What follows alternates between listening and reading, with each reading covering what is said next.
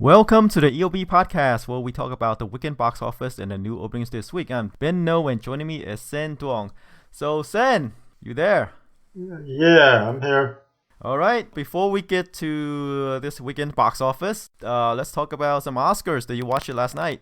Yeah, not with the kind of focus that I would like, but I was watching it while doing things. Okay, all right.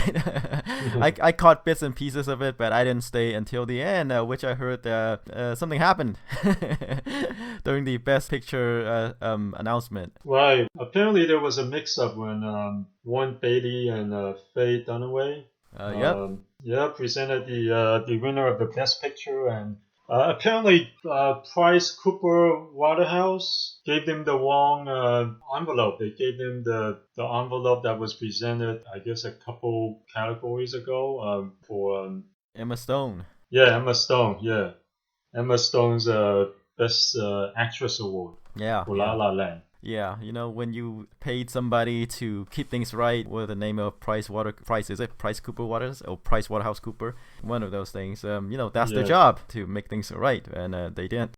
Right.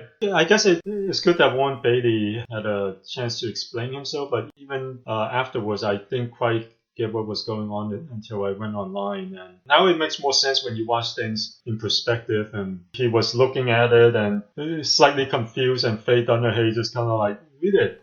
And then she just grabbed it and read it. Right. In any case, they called out the winner, La La Land, and it won like the producers, the cast went on stage, and they were handing out Oscars. The producers were, making their speech. Yeah. And then they were told that no, somebody else won. Yeah, right. And which is Moonlight. I mean, the movie that won Best Picture, Moonlight. Yeah, which is a big surprise. Now it's going to be all over the internet, and everyone's going to hear about Moonlight, and maybe they'll go out and watch it either in theaters or on home video. Right, but we said in the podcast that if someone was to upset La La Land, it would be either Hidden Figures or Moonlight, and it did. Yeah, Hidden Figures or Moonlight or Manchester by the Sea. Remember a couple of podcasts ago, I think, I was saying it seems to be the trend lately that they want to reward films that didn't get the kind of notice that they deserve. I was saying how La La Land has grossed over 130-something million, and the Oscars might rather award a lesser-known movie that would benefit from the publicity. And they did. Yeah. They want to spread it around the awards, instead of one movie dominating, cleaning house, which is kind of the ironic thing, right? I mean, you see the Golden Globes moving toward the Oscars and the Oscars moving toward the Golden Globes. Well, I'm not sure about that. I mean, the Golden Globes... You know what I'm saying, right? The Golden Globes would give out awards for anything. Yeah, well, but this isn't anything, though. This is like, they spread it out amongst these really deserving films, whereas the Golden Globes, they used to give awards to anyone who goes to their party. Yeah, true. But the reason, but it's also the reason why they split out the drama and comedy, right? So they can have more, I guess, deserving movies win the awards just by having different categories. And now they are deserving. But back in the days when they would give Arnold Schwarzenegger nominations for like Best Actor in Junior, for instance, that something's not quite right. that was when people weren't taking it seriously. But as the years gone by, they've gone closer and closer to the Oscars. They're getting more and more respectable. Right. Now, when you win a Golden Globe, you can actually say, "Hey, I won the same kind of awards that great actors and actresses win," and it's no longer a joke. It's no longer like, "Hey, Arnold got nominated too." Yeah, that's true. But like we said, in these past Oscars, this trend of spreading out the awards, even though like a movie might clean house on the other major ones like Best Actor, Actress, Director, they wouldn't necessarily win Best Picture. Just like in this case, for example. Yeah, but it used to be for the longest time, the Best Picture tends to be the movie that combines that won the most awards. They tend to be of the bunch, the overall best movie in every category. Like they tend to be movies that have great acting, that has great directing, great set design, great art direction, like everything, the movie that's the overall best movie in all the different categories tend to win Best Picture. Like like Titanic, for instance, even though it might not be the best win, it's well acted, the special effects were great, the set design was great, and it tends to be that kind of movie and the most popular movie. But now they're moving more towards indie movies that hasn't gotten the attention that they deserve, which is good because now a lot of people will probably, if they don't get a chance to watch it in theaters, they'll probably watch it on home video. Right. And I also have to say they also spread out the acting awards too, right? Like Manchester by the Sea, Best Actor, right? What did Moonlight, that acting award, Moonlight won for? Oh, Moonlight won for Best Supporting. Oh, okay, Best Supporting. Okay, so they spread it out for Best Supporting for Moonlight. Best Actor went to Manchester by the Sea. Actress went to La La Land, and Supporting Actress went to Fences, right? Yeah. So they really did spread that out as well. Right. See, in the old days, La La Land would have won. Yeah, Clean House. I mean, pretty much Clean House with every one of those. Yeah, it tends to be the film that's great in everything. They might not be the best at anything, but they're great at everything. And those tends to be the kind of films that win. But hey, lately they tend to award smaller films. That's true. All right, so that's our Oscar talks. All right, let's move on to the box office. Okay, so let's move on to the box office. Last week we have 3 wide releases, and one movie did about, I think, where we had it, and we were way off on the other 2. The movies were Get Out, the horror movie by Jordan Peele. Jordan Peele, yeah, he also did the comedy show, right? Key and Peele. Yeah, Key and Peele. Yep. Yeah. Very surprising, so apparently he's not just a talented comedian, he's also a very talented writer and director. Yeah, he's one of those multi-hyphenated, who does everything. Yeah, and I was reading a lot of reports after this. It's still 100%. Is it still 100% on Rotten Tomatoes? Let's do a quick look. It is. This is amazing. This might be the only horror first movie? live action. Yeah, only horror movie to not just horror movie, any movie with over 100, with at least 140 reviews, live action movie to get 100%. I don't remember anything else other than Pixar's movies. I don't think any film with this many reviews has stayed at 100% for so long. Yeah, true. If someone wants traffic, they'll get that long negative review up there. It tends to happen. Yeah. Who's that guy? Far, is it no one has done it Armand White? Yeah. He's still writing, right? I'm not sure, but he's the contrarian. Like if everybody liked it, he said no, that's no good. Right. Yeah, I haven't heard about him in a while. Yeah, I think he I retired to work on something else. I think he's not in the criticism game anymore, unless he's doing it on the side. But I think he's hitting up something else right now. Okay. But that was a couple of years ago, so my information is not current. Okay. This is very amazing. Amazing not just for a horror film, but also amazing for any film nowadays. Even Pixar movies eventually will get a splat. Right. I don't recall anything like this except for Sideways way back then. When it's at 100% with almost 70 reviews, but this is 140 reviews and still at 100%, which is unheard of. And of course, there's the movie Collide, that action thriller starring Nicholas Hoult. Yeah. And also Rock Dog. Yeah, and Rock Dog, that animation by the co-creator of one of those Pixar movies. Toy Story 2. Yes. So yeah. Anyway, we kind of got Get Out right? So should we jump right in? Did we? Yeah, let's jump right in. I don't think so. I think Get Out, I was putting it at 15, but you were putting it at a lot higher. So you were probably more right. Yeah. When I'm talking about I'm talking about me. So. Yeah. Okay. I think you had it at like 25 or something, right? Yes, I did. I did have it at 25. For some reason, the box office Mojo site doesn't have their weekend numbers tallied up. Let me see if I can grab. You do. You have to click on the header.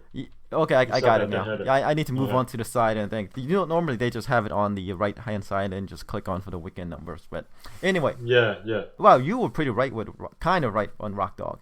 But let's jump right in and get the number one movie out of the way.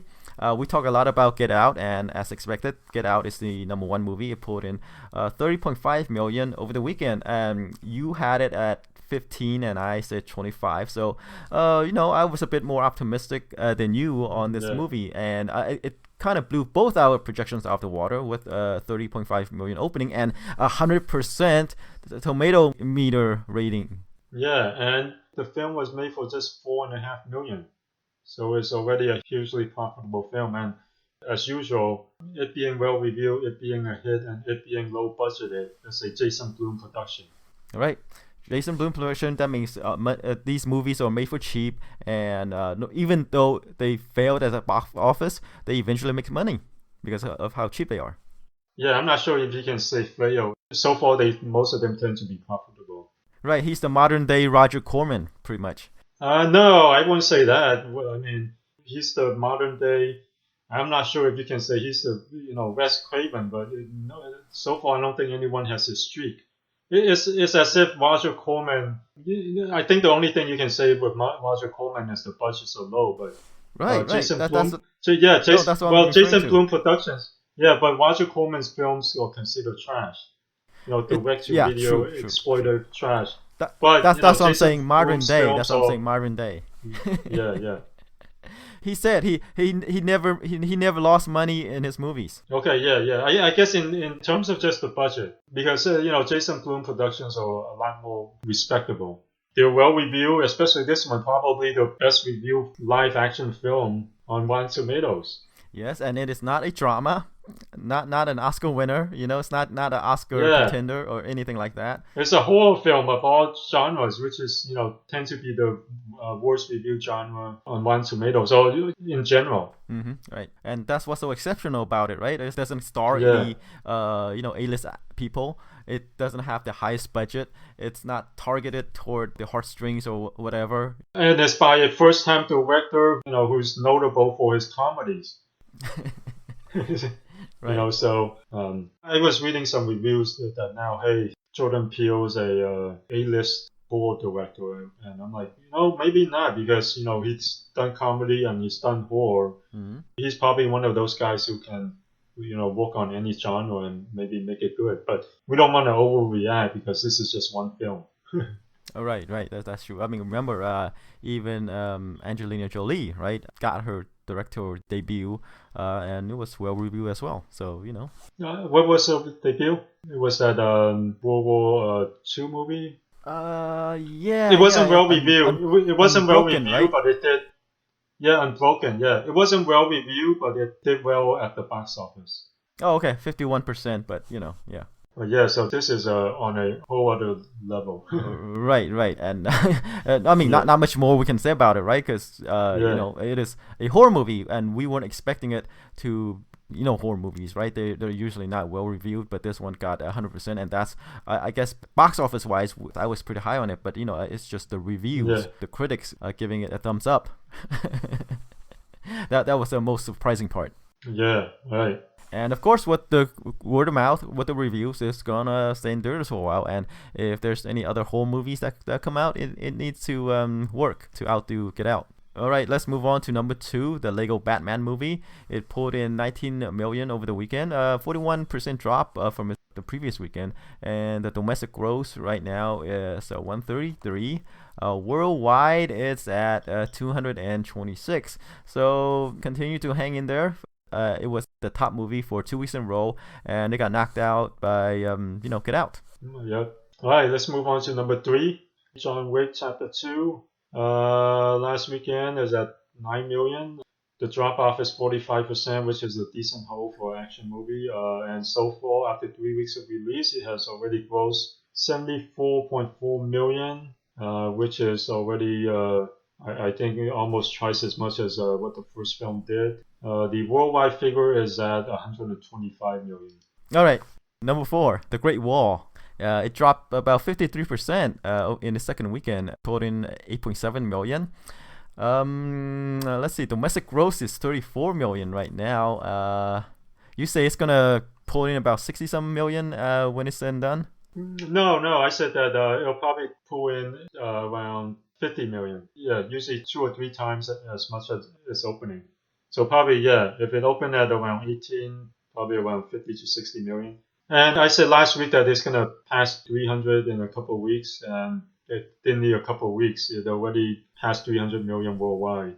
And it still has a few more big markets to go, like Japan. At 150 million, it'll at least break even, and by the time it hits home video, it might go into the black. Right. I mean, as we said previously, this is a Chinese movie. The prime market is in China, and secondary is here. Yeah, it'll probably end up in the mid-50s when it's all said and done domestically. Perhaps. We'll see if its descent is any lower. High 50s for the second weekend, which is, kind of typical. And then we'll see if it can hang on. Right. But if it continues a steep drop, I guess 50 is the best it can hope for. Right. For a 150 million budgeted film on a worldwide, it looks like it might make a small profit. Okay, number 5. 50 Shades Darker. It pulled in 7.7 million over the weekend, a drop off of 62%, which is kind of like how the previous film did in terms of week-to-week drop-offs. After 3 weeks, it has already grossed 104 million. It's not bad. It's still not bad. The worldwide figure is at 328 million. Yeah, so it's still going on a worldwide basis, even though domestically it kind of dropped off from its high from the first movie. And it's made for 55 million. Not much more to say. It's still the kind of phenomenon that it is. I think things are still looking good for the third film as well.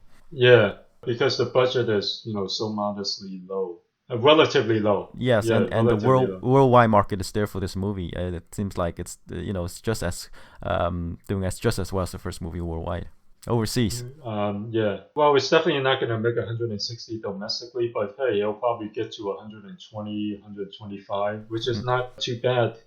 Not as huge of a drop off as we had expected after the opening weekend. Yes, and of course, this movie will be huge on the home market, where people don't have to go out and, in the theaters. Right. All right. Let's move on to number 6. Fist Fight pulled in 6.4 million over the weekend, a drop off of 48%. After 2 weeks of release, it has taken in 23 million, which is kind of an okay figure for Ice Cube.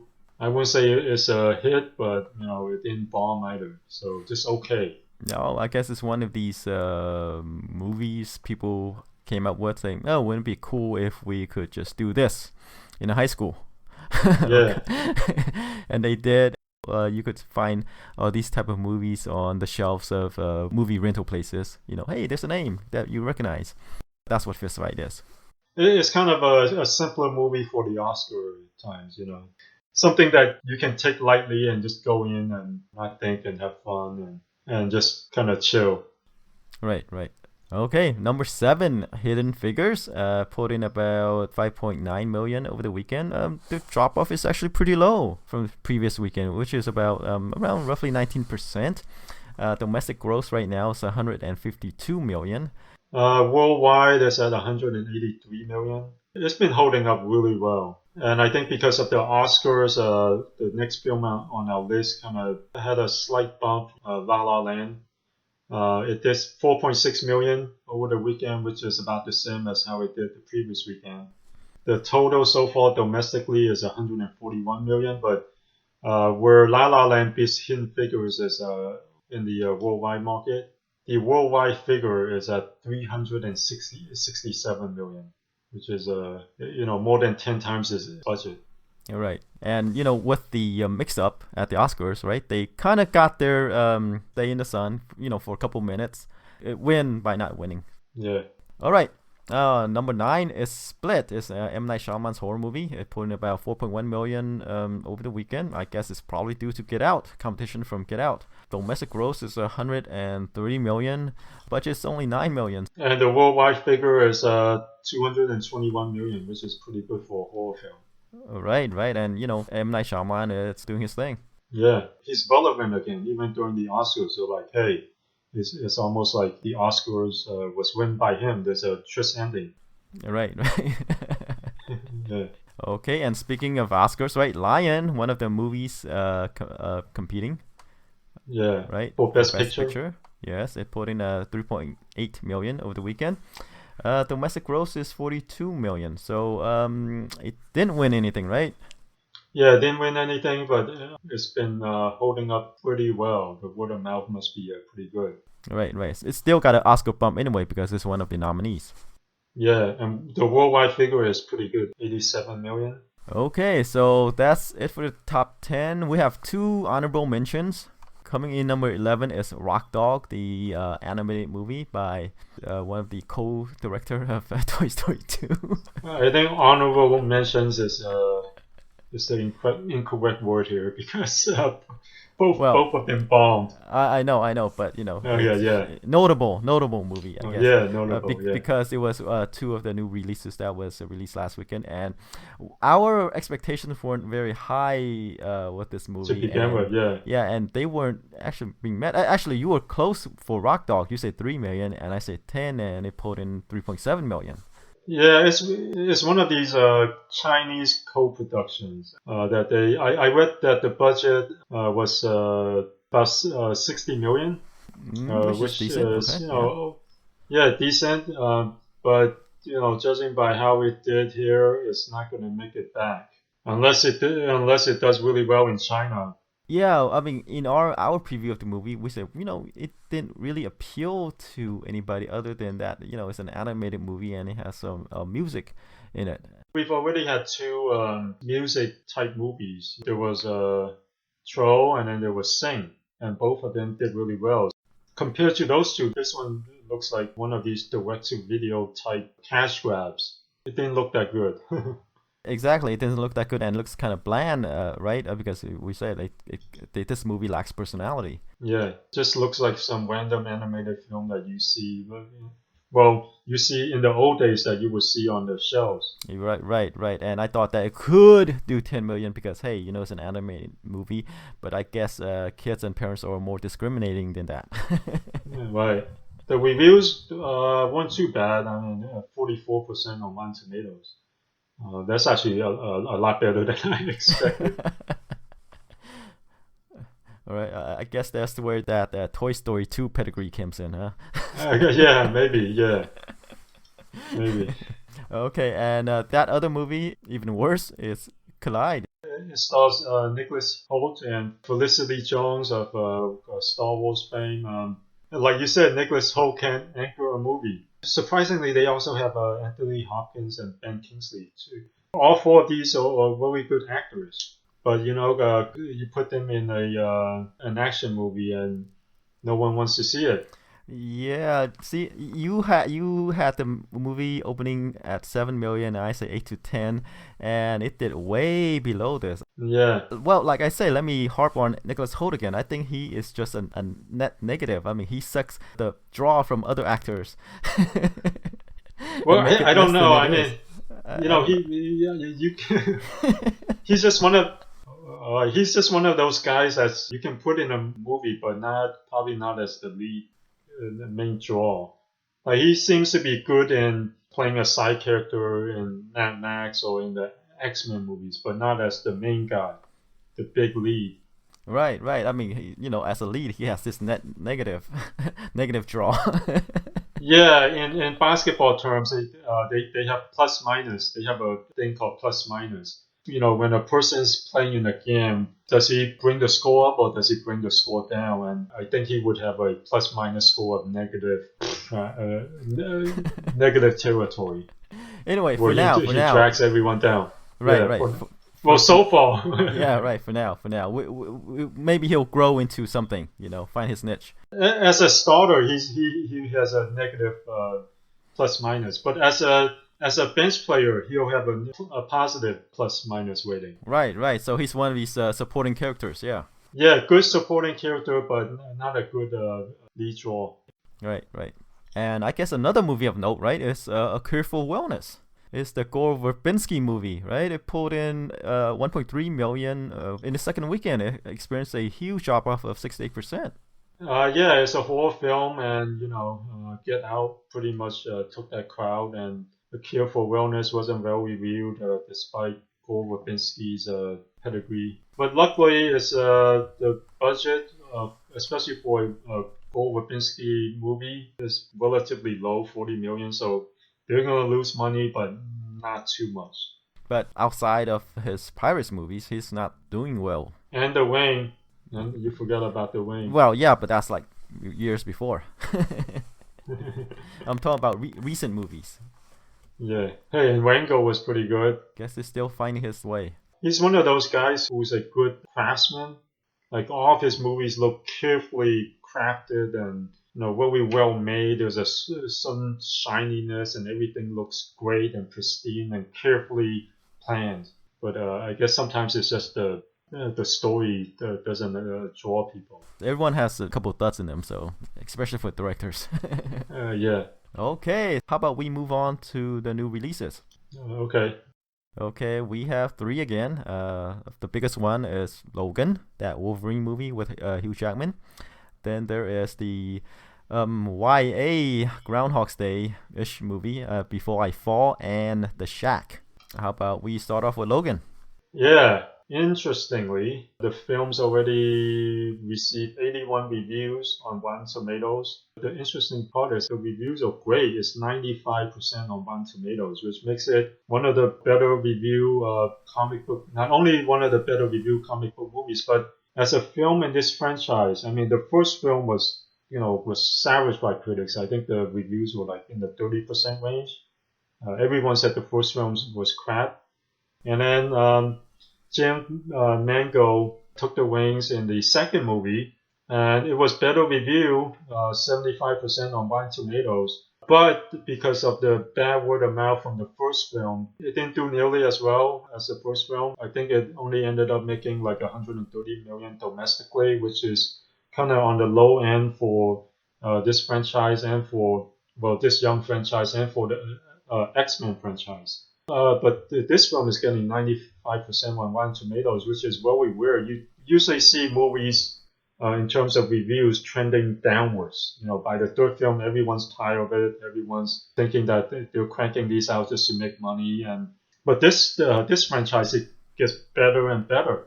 Okay, the question is... In terms of the reviews, in terms of reviews and quality. Right, but the question is, right now, having seen... the first movie, right, and then the second movie, do they still care about the third movie? There's some good vibes after the second one. Everyone said, hey, it's a lot better than the first. They're in a good place. And, the good word of mouth from the second one might translate to this one. And, so far this one, the reviews have been different. And the reviews go great. And, just maybe not, just kind of like Get Out, surprisingly well reviewed, and you normally don't see a third film in a franchise being the best review of the franchise. True, and also a change from the first 2 movies is that this movie is rated R. Yeah, and a lot of it has to do with Deadpool, the success of Deadpool. They finally made a rated R Wolverine movie, which a lot of fans thought should have happened with the first 2, right? Yeah, because this is Wolverine. He has claws that, I guess, from people who have read the comics, you see a lot of blood, and they're finally showing it. Right. So, I guess my question is really the second movie made less than the first movie, even though, as you said, it's better regarded than the first movie, right? Right. But like I said in previously, with regards to John Wick Chapter 2, these films tend to do they open based on how the previous film was perceived, because the first Wolverine was so poorly perceived, so poorly received, that affected the opening of the second film, even though it's better reviewed and is perceived as a way better film. And I think that might translate into this film. Okay, and also you have to figure that is the thing going on with the X-Men universe affect this movie as well. X-Men Apocalypse didn't do relatively that well at the domestic box office, right? Yeah, It only pulled in 155 million. Yeah, right. So does that affect the perception of Logan? Yeah. It's the X-Men characters in general. Let's look at some numbers here. The first Wolverine standalone movie opened to 85 million. It did nearly 180 million domestically, but the reviews were horrible, and the word of mouth from fans who've seen it were pretty bad. It wasn't perceived as a good movie. So they changed directors. The second movie opened to 53 million and ended up doing just 132 million domestically, which is about 50 million off of the first film. But worldwide, the second film did 414 million, which is actually I think higher than the first one. Yeah. Yes. So this one, Logan, I wonder. Last year people were kind of tired of sequels, but this one, the thing is, how will that affect this one? The only difference here is that it's promoted as the last Wolverine movie, standalone movie, but it's the best review of all the films. So what number are you putting it at? There's franchise fatigue, but then there's also a lot of good buzz for this one. Yeah. There's also a couple other goodwill from the second film too. Yeah, there's a couple moving parts, right? I'm seeing this movie being rated R affects it. But the rated R is what fans wanted it to be. So exactly. I'm not sure if that's a bad thing. No. What I'm saying, the R rating is a good thing in his favor. Okay, yeah. Because of Wolverine, the character, if people who are like fans of the series know that he's a cursing, foul-mouthed, cigar chomping guy who likes to turn to people, right? Yeah, and he has ways of play claws. Mm-hmm. So he's gonna slash a bunch of people to pieces, and blood splatters everywhere. Right. So that R rating, Deadpool did pretty well with an R rating, right? Yeah. But there's a goodwill from the second movie. Goodwill, and it's a different movie, I guess, a different Wolverine movie from the previous two, because the previous two looks more glitzy. Yeah. But this one is kind of more gritty. Yeah, more gritty, more grounded. It seems more realism. That's what I'm saying. Those things is a positive for the movie, but how will it add to it, right? Yeah, like how much does franchise fatigue take away from that? Because we know from last year that franchise fatigue did affect a lot of movies. They did a lot of these ending franchises didn't open as well as the industry were predicting. Mm-hmm. And that's true. And the overarching X-Men movie, right? It's pretty much Fox's Avenger movie. Didn't do as well too. They kind of threw in all the stops with Apocalypse, but that movie disappointed according to me. Yeah. Didn't do as well as the Marvel movies. Yeah, it disappointed at the box office, and it disappointed with critics. So I'm gonna be conservative here. I'm gonna probably thinking around maybe 45 to 50 million. Yeah, because it is March and great reviews. There's certain excitement, but then there's also franchise fatigue, and they're kind of going against each other. And I'll give it a slight bump from the previous one. I'll give it the previous one opened to about 55. I'll give it like a 60 to 65 million opening. Okay. I mean, it's also possible that we're both wrong and that this is a shot in the arm for the franchise. Yeah, could for be this too. character. Like Deadpool. Mm-hmm. Right. The R rating is huge for a character like Wolverine. Yeah. But there's all these great things going for it, and then there's that franchise fatigue thing. Yeah, this franchise fatigue. I don't know how. Right, and there's also this thing about the X-Men, like the gleam is not there for the X-Men anymore, I think. Yeah, right. That's a good point too. There are those two things working against it, and then there are the great reviews and the great buzz, and the trailers were unique and different. So we'll see how it works out. Hopefully, we're both wrong, and they could continue this series, right? We don't want every one of these superheroes going back to Marvel. Well, who knows? Maybe we will. Okay, maybe. Who knows? All right, how about we move on to that YA Groundhog's Day movie, Before I Fall. It's based on a book. But you know what? This week is all adaptations. Mm. The Shack's based on a book. Logan's based on the comic book, the old, what did they call Old Man Logan series? Yes. It takes place in an Something alternate universe. Not Before I Fall, but Old Man Logan. It takes place in a different universe. So that's why they can tell these different stories. Right. So all three of these wide releases or adaptations in one way or another.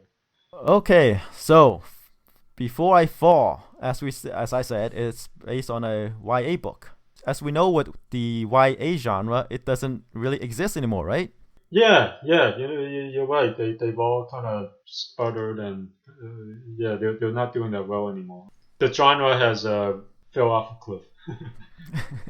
Thing with this, it's like Groundhog Day for the YA audience, and it makes you think of movies like Edge of Tomorrow, the Tom Cruise movie, except it's sci-fi. It's like Groundhog Day in the sci-fi genre, and this is Groundhog Day for the YA genre, and the YA genre hasn't been doing that good lately. So the trailer didn't impress me. Well, it looks kind of good. I mean, the people is kind of good, right?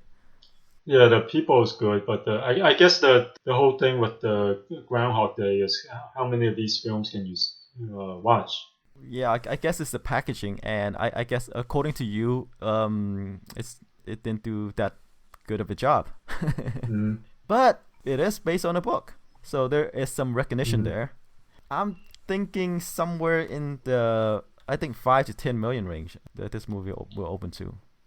Oh, fine. Okay, so not good. Not good. The reviews are okay. There are only 13 reviews so far on Rotten Tomatoes, and it's at 62%, which is kind of like better than I was expecting for it. I'm going with around maybe 7 or 8 million. 7 or 8 million. Okay, that's kind of higher than I expected. Well, it's the thing. It's like if you're a teen, right? You probably want to go out and check out Get Out, a movie that's getting all the buzz. And some books might work better as a book. Right. And with the YA crowd, yeah, it seemed like they kind of disappeared. Either they disappear or they're not interested in this. Because they have all the other stuff they could do as well. Maybe this is, a little bit different from the other ones, because the other YA adaptations are so focused on this woman warrior taking charge and going through these survivor obstacles. And it seems like Divergent, the Hunger Games, they all kind of, the Maze Runner, they all fall into that category, and maybe the YA crowd was just tired of that same type of plot line. Maybe the YA genre isn't that bad. They just got to move on to something different. Maybe this could be it. Yeah, this is kind of different. But I suspect that the YA crowd kind of have some crossover with some of the adults. Oh yeah, some of the Get Out crowd. Yeah, some of the I mean some of the other genres, like you see elements of science fiction, you see romances. I think they have some crossover. When we think about YA, I kind of think like, oh, maybe teens, but maybe there are some like adults mixed in as well. Right. So that's why some movies would do better. Like maybe what's that Shailene Woodley movie, The Fault in Our Stars? Maybe that's why that one did better. Because that one was completely different from the other ones. Maybe this could be one of those. It's kind of different. It's not about these women warriors facing these obstacles that they have to go through, physical obstacles, like some kind of obstacle course. Right, but at the same time, but still, it seems too familiar. The plot seems too familiar. It seems kind of convoluted for a movie targeted toward teens, I think. Yeah, and it's pretty much just Groundhog Day for teens. Yeah, which there's a romance, except without the comedy. Bill Murray. Yeah. All right, should we move on to The Shack? The Shack. I don't know what to make of this movie. You could say that it's a faith-based film, right? It is a faith-based film. Yeah. It stars Sam Worthington, Radha Mitchell, Octavia Spencer, Graham Greene. about a father who lost, whose daughter got kidnapped and killed, right? During a camping trip, and he's dealing with the grief. Yeah. So kind of like that Will Smith movie. Yeah. No one cared about. Yeah. And then he also meets some people who's trying to get him through his pain. Right, but they're not really people, right? Yeah. So it's kind of like that Will Smith movie. Exactly, and we know how well that one did. Collateral Beauty. Yeah, and we all know how that. Yeah. So things don't look good. Yeah, I'm thinking about maybe 5 million. Yeah, same here. And Sam Worthington hasn't opened a movie, with the exception of Avatar, but Avatar was more because of James Cameron. All right, and this is a faith-based film, and when we say speaking to the choir, this is what it is. Speaking to that faith-based group, and they can be tricky, right? That group kind of fickles. Some movies did really well, some could do poorly. Not so well. Yeah. And we're thinking this is just gonna be another one-of-the-mill type of thing. Right, and if Will Smith can bring them in, I don't see Sam Worthington bringing them in. Yeah, who knows? Maybe Octavia Spencer can. Right, didn't she win an Oscar? Yeah, she has Oscar cred. Right. So we're kind of pretty much in agreement for all three movies between you and me. Yeah. Right? But whether the box office will agree with us is a different matter. For that, we have to tune in next week. Right.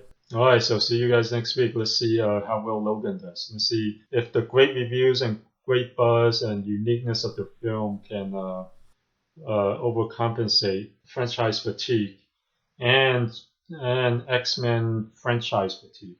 Right.